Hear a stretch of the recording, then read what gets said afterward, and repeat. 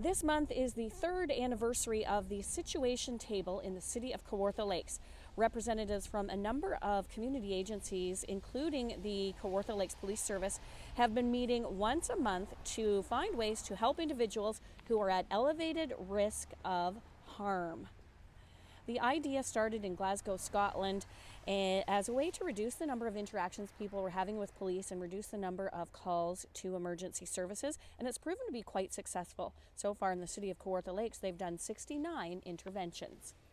The Situation Table is a group of community members in the city of Kawartha Lakes, community agencies in the city of Kawartha Lakes that meet every second Wednesday of the month to address concerns about individuals or families that are at risk of harm coming to them. The Situation Table is made up of such groups as the Police Service, Ross Memorial Hospital, Canadian Mental Health, to name just a few. And if a member agency has concern over an individual or family that they're meeting with or supporting, there's an initial process of screening and assessing that situation to determine if they may meet the criteria to be brought forward to the Situation Table. If that member agency feels the individual or the family does meet that criteria, on the second Wednesday of the month, when our group gets together, without any identifying factors about that person or family, they will be discussed and reviewed as a group.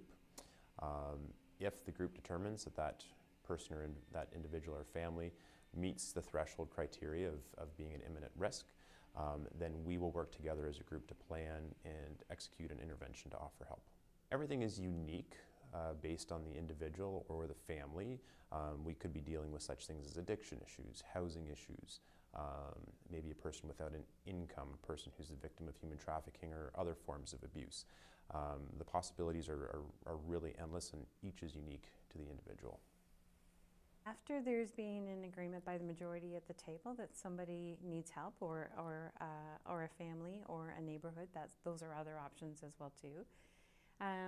The agencies and services that are identified that could be the most helpful in trying to provide support, let's say to the individual, are named, and they remain in the room and everybody else leaves. So the rest of the meeting is dismissed. So within that small group, it's typically, say, anywhere between 4 to 6 services typically remain in the room. That's at the point then where the identifying information about who the individual is can be released in respect of what the Privacy Commission supports. So we can share who's the name of the person, what's their specific circumstances. If any of the agencies there have actually had contact with that individual, we can share information that's required in order to be able to plan something of how we can help that individual. So I think that's one of the parts that I like the best about how we do the intervention, because essentially this isn't it. The clinical part is what are the risks and what's the best possible intervention, and sometimes that takes an exceeding amount of planning. But the sort of very human part is that we try to identify who in this group has the best relationship with that individual.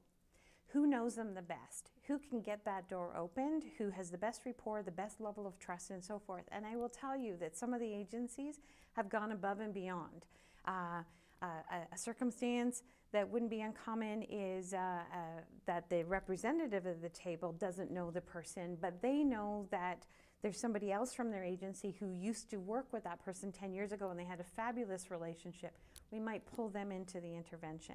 So it's the friendliest, most known face that does the door knock. And so the plan is, once we know what we can offer them, so we don't want to say, hey, we understand that you're having some problems and we'd like to be able to help, which is what happens at the door knock, without having a plan in place. If they say, okay, thanks, I'll take some help.